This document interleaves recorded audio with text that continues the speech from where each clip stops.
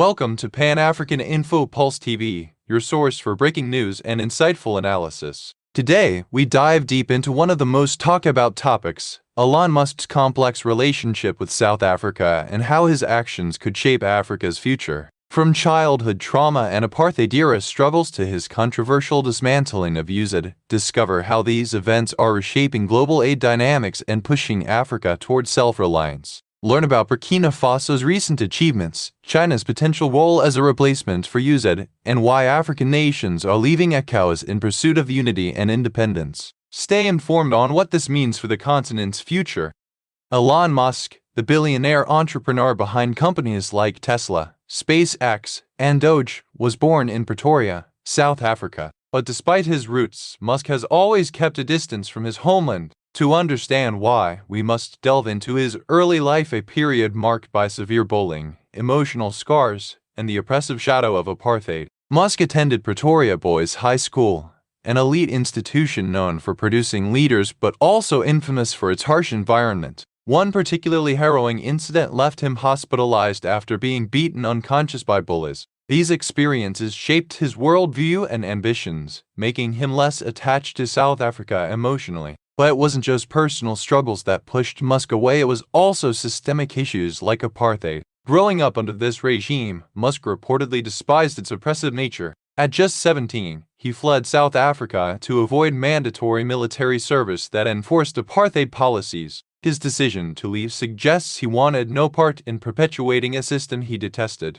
Yet, Musk rarely speaks about his views on apartheid or his time in South Africa. This silence has led to speculation about his true feelings toward his birthplace. Was it simply a lack of opportunities that drove him away? Or was it something deeper, a fundamental disconnect from a country plagued by division and inequality? Let's explore further. To fully grasp Elon Musk's complicated relationship with South Africa, we must first examine his formative years. Born in 1971, Musk grew up during a tumultuous period in South African history. The apartheid regime was at its peak, enforcing racial segregation and economic disparity. But for Musk, the challenges were not only societal, they were deeply personal. At Pretoria Boys High School, Musk endured relentless bullying. Classmates targeted him for being bookish and introverted, qualities that set him apart in a hypermasculine environment. One particularly brutal attack left him hospitalized after being thrown down a flight of stairs and beaten unconscious. Such incidents likely contributed to his sense of isolation and fueled his desire to escape.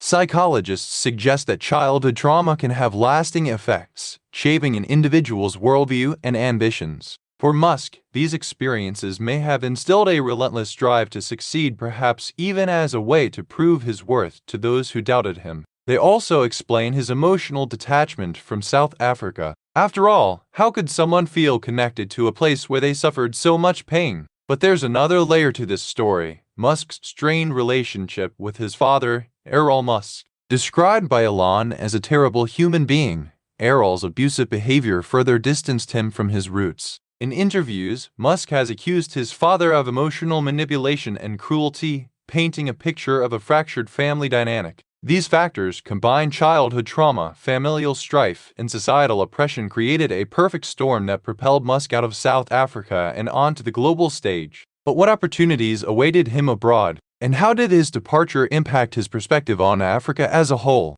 The apartheid era casts a long shadow over South Africa's history and Elon Musk's life. Enforced by the National Party government from 1948 to 1994, apartheid institutionalized racial segregation, denying non-white citizens basic rights and freedoms. For Musk, growing up in this environment meant witnessing firsthand the injustices faced by millions of South Africans. Despite coming from a privileged white family, Musk reportedly despised the apartheid regime. In interviews, he has expressed disdain for its oppressive policies, though he rarely elaborates on his specific experiences. What we do know is that at age 17, Musk made the bold decision to leave South Africa not just to pursue better opportunities, but also to avoid mandatory military service that enforced apartheid policies. This choice speaks volumes about Musk's moral compass or lack thereof. Some critics argue that his departure reflects a lack of commitment to fighting apartheid, while others see it as a pragmatic move to escape a toxic environment. Regardless, Musk's silence on the issue has left many questions unanswered. Did he truly oppose apartheid, or was he simply indifferent? Moreover, Musk's departure highlights a broader trend among South Africa's youth during the 1980s. Many talented individuals sought greener pastures abroad, lured by the promise of education and innovation unavailable in their home country. For Musk, North America represented freedom and opportunity as stark contrast to the stifling atmosphere of apartheid-era South Africa. But what exactly did Musk find in North America, and how did his journey shape his vision for the future? Let's take a closer look. When Elon Musk left South Africa in 1989, he wasn't just fleeing apartheid, he was chasing opportunities. Unlike today's booming tech hubs, 1980s South Africa offered little room for innovation. The country's economy was heavily regulated, and its infrastructure lagged behind developed nations. For someone with Musk's ambitions, staying in South Africa would have been akin to slamming the brakes on his dreams. Silicon Valley, on the other hand, was a hotbed of technological advancement. Home to Stanford University, venture capitalists, and pioneering startups, it provided the perfect environment for Musk to thrive. Within months of arriving in Canada, his first stop, Musk had already begun plotting his next move. He eventually transferred to the University of Pennsylvania, where he earned degrees in physics and economics before heading west to Silicon Valley. But Musk's journey wasn't just about seeking opportunities, it was also about escaping his troubled family life. His relationship with his father, Elon Musk, remains one of the most contentious aspects of his biography. Described by Elon as manipulative, cruel, and emotionally abusive, Elon's reckless behavior further distanced him from his roots. Elon Musk's influence looms large over Elon's life, shaping his distrust of authority figures and his relentless pursuit of control. Some analysts believe that Musk's obsession with efficiency and perfection stems from his need to compensate for the chaos of his childhood. Others point to his fraught relationship with his father as a key factor in his emotional detachment from South Africa. For Musk, leaving South Africa wasn't just a physical act, it was an emotional exodus. By severing ties with his homeland, he hoped to break free from the chains of his past and forge a new identity. But as we'll see later, his connection to Africa remains complex, influencing his views on development, aid, and self-reliance. Fast forward to 2025, and Elon Musk finds himself at the center of another controversy, this time involving USAID, the United States Agency for International Development. As head of DOGE, Musk has spearheaded efforts to dismantle USAID, calling it beyond repair. While critics argue that this move harms global poverty alleviation, some African nations see it as an opportunity to become self-reliant. USAID has long been a double-edged sword for Africa. On one hand, it has funded critical initiatives in healthcare, education, and infrastructure. On the other hand, it has often been criticized for perpetuating dependency and undermining local economies. Critics accuse USAID of prioritizing American interests over African needs, using aid as a tool for geopolitical leverage. Musk's decision to dismantle USAID reflects his belief in decentralization and self-reliance. He argues that traditional aid models are inefficient and unsustainable, favoring instead blockchain-based solutions that empower communities directly. However, the sudden cessation of funding has left many African nations scrambling to fill the void. Take Burkina Faso, for example. Once heavily reliant on USAID, the country has achieved remarkable progress in agriculture and infrastructure through grassroots initiatives. Their story serves as a blueprint for other African nations striving for independence. But not all countries are as fortunate. In regions like East Africa, the loss of USAID funding has exacerbated food insecurity and hindered development projects. So, what does this mean for Africa's future? Will the continent rise to the challenge of self-reliance, or will it fall prey to external exploitation? Let's explore further.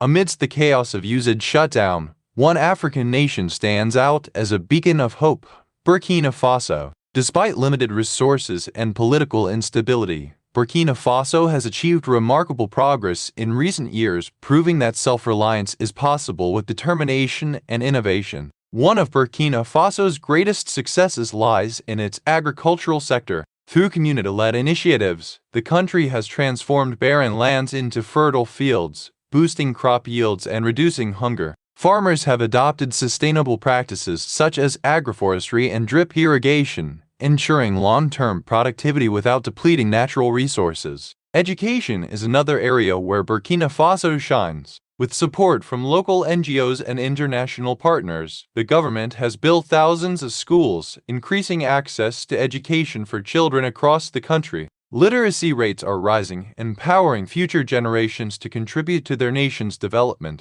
Perhaps most impressively, Burkina Faso has embraced renewable energy as a pathway to prosperity. Solar farms about the landscape, providing clean electricity to rural communities, empowering small businesses. This shift not only reduces reliance on fossil fuels but also creates jobs and stimulates economic growth. Burkina Faso's military achievements also deserve recognition. In recent years, the country has successfully countered terrorist threats in the Sahel region, working alongside regional allies to restore stability. By defeating insurgent groups, Burkina Faso has not only secured its borders but also created a safer environment for trade and investment. This victory has positive implications for the entire region, demonstrating that collective action can overcome even the most daunting challenges. Burkina Faso's success story offers valuable lessons for other African nations. By prioritizing grassroots initiatives, investing in education, and embracing innovation, countries can overcome adversity and achieve independence. But Burkina Faso is not alone in its achievements. Let's turn our attention to other African success stories, from Rwanda's tech boom to Ethiopia's manufacturing revolution.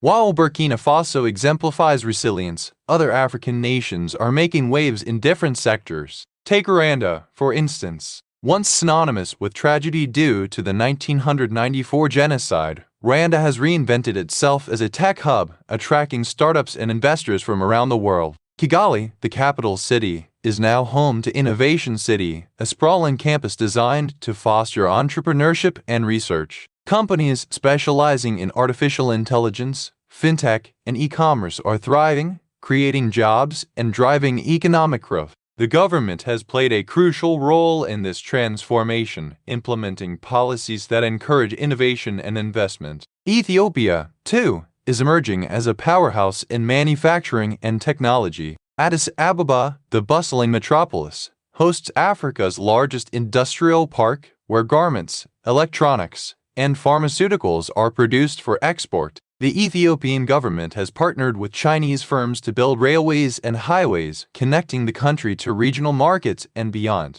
These success stories underscore Africa's immense potential. From agriculture to technology, the continent is proving that it can compete on the global stage. But achieving widespread prosperity requires more than individual achievements. It demands unity and collaboration. As Africa becomes more self-reliant, the West is losing access to critical resources. For decades, Western nations have relied on Africa's minerals, oil, and agricultural products to fuel their economies. But with the rise of self-sufficiency and alternative partnerships, this dynamic is shifting. China, in particular, has emerged as a major player in Africa's resource sector. Through massive investments in infrastructure and trade agreements, Beijing has secured access to raw materials while providing much-needed development assistance. This pivot eastward poses significant challenges for the West, which risks losing both strategic allies and valuable commodities. Consider cobalt, a key component in electric vehicle batteries.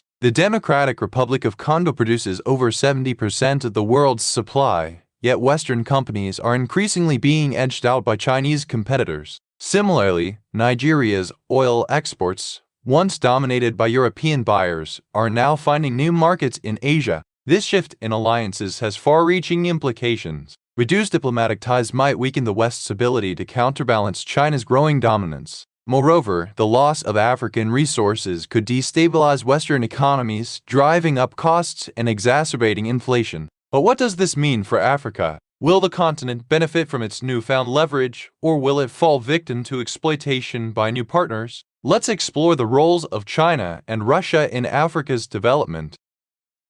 With USAID dismantling, China is poised to step in as a major player in African development. Beijing has already invested billions in infrastructure projects across the continent, from railways in Kenya to ports in Djibouti. These initiatives are part of China's Belt and Road Initiative (BRI), a global strategy aimed at expanding trade routes and strengthening ties with partner nations. Critics warn that China's involvement may come with strings attached, such as debt traps and resource extraction agreements. In some cases, African nations have struggled to repay loans, leading to fears of asset seizures. For example, Sri Lanka's Hambantota port was handed over to China after the country defaulted on its debt, a cautionary tale for African leaders. However, many Africans view China as a pragmatic partner willing to invest without imposing political conditions. Unlike Western donors, who often tie aid to governance reforms, China focuses on delivering tangible results quickly.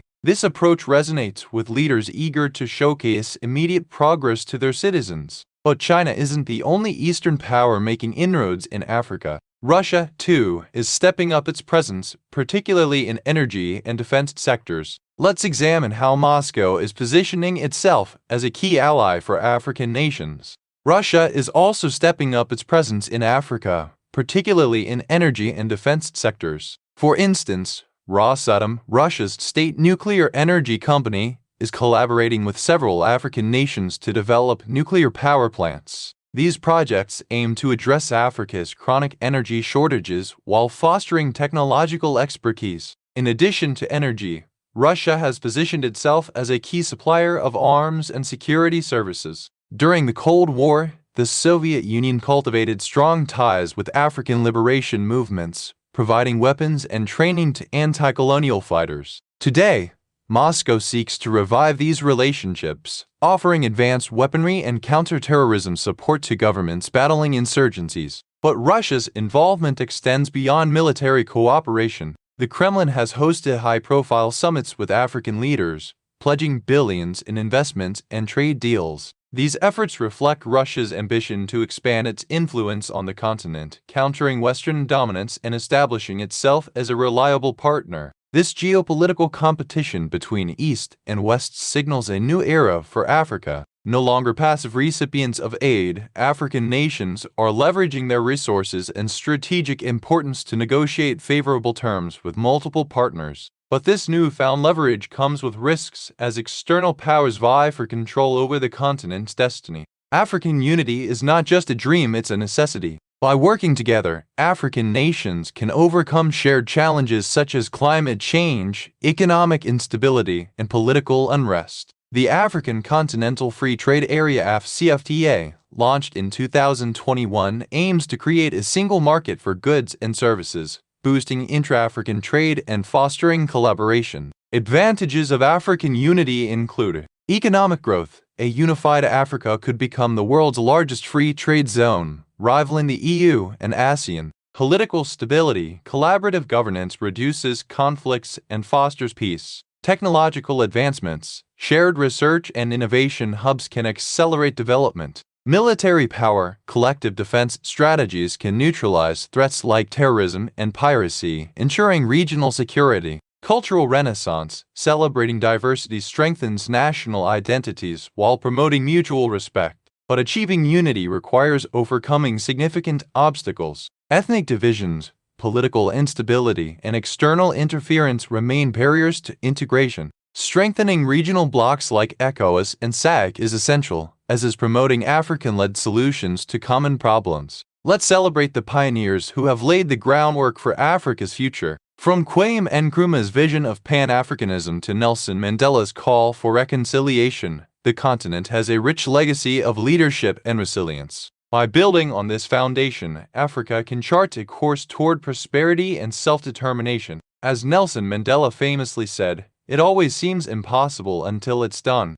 Let this quote inspire us to believe in the boundless possibilities of African unity. If Africa pivots fully toward the East, the West risks losing both strategic allies and valuable resources. For decades, Western nations have relied on Africa's minerals, oil, and agricultural products to fuel their economies. A shift in alliances could force them to seek alternative sources, driving up costs and destabilizing economies. Moreover, reduced diplomatic ties might weaken the West's ability to counterbalance China's growing dominance. As Beijing expands its footprint in Africa, it gains leverage in international forums like the United Nations, where African votes carry significant weight. Without strong relationships on the continent, Western powers risk marginalization in global affairs. But the consequences extend beyond geopolitics. Africa's youth population, the largest in the world, represents a vast untapped market for consumer goods and services. If Western companies fail to engage with African consumers, they risk ceding ground to competitors from Asia and elsewhere. Ultimately, the West must adapt to Africa's changing landscape. Rather than clinging to outdated models of aid and intervention, Western nations should embrace partnership and mutual respect. Only then can they remain relevant in a rapidly evolving world. As Martin Luther King Jr. once said, "We must learn to live together as brothers or perish together as fools." Let this quote remind us of the importance of global cooperation and understanding. Let's celebrate African innovators who have made groundbreaking contributions to science and technology. Philip Iniguali, often called the Bill Gates of Africa, he developed supercomputing techniques used in oil exploration. His work has revolutionized the way geologists locate underground reserves, saving billions of dollars annually. Dr. Magia Darren Pocock, a Nigerian-British space scientist who worked on the James Webb Space Telescope. Her research has deepened our understanding of the universe, inspiring countless young people to pursue careers in STEM. Arthur Zhang, inventor of the CardioPad, a tablet device for remote heart examinations. This invention has saved lives in rural areas where access to medical care is limited. Kelvin Doe, a self-taught engineer from Sierra Leone who built his own radio station at age 13. His ingenuity earned him a scholarship to study engineering in the US, where he continues to innovate. Veron Manku, founder of MK, a Congolese tech company that produces affordable smartphones and tablets. His products are bridging the digital divide across Africa. These pioneers prove that Africa has immense untapped potential. From healthcare to space exploration, African innovators are solving real-world problems and inspiring future generations. As George Bernard Shaw once said, "You see things, and you say why. But I dream things that never were, and I say why not?" Let this quote inspire us to dream bigger and push boundaries. If one man like Elon Musk can achieve such extraordinary success, imagine what an entire continent united in purpose can accomplish. The greatest wealth is created when people work together, not apart. Let these words inspire us to believe in Africa's boundless possibilities. Together, we can build a brighter future for all. As Desmond Tutu wisely said, "Do your little bit of good where you are. It's those little bits of good put together that overwhelm the world." Let this quote remind us that every effort counts in the journey toward progress. Thank you for watching Pan-African InfoPulse TV. Don't forget to subscribe for more updates on Africa's journey towards self-reliance and unity. Until next time, stay informed and empowered.